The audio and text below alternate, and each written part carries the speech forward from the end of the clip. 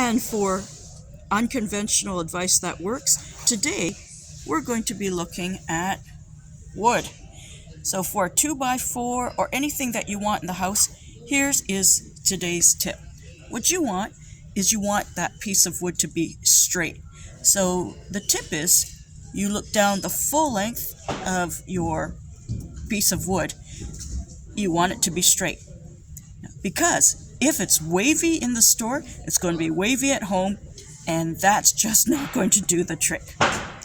Now, the unconventional part of this advice when you're buying wood, park your vehicle near the exit of the store, because you're going to be coming out with a lot of heavy wood, materials, who knows, and you want to make sure that you are not transporting it too far.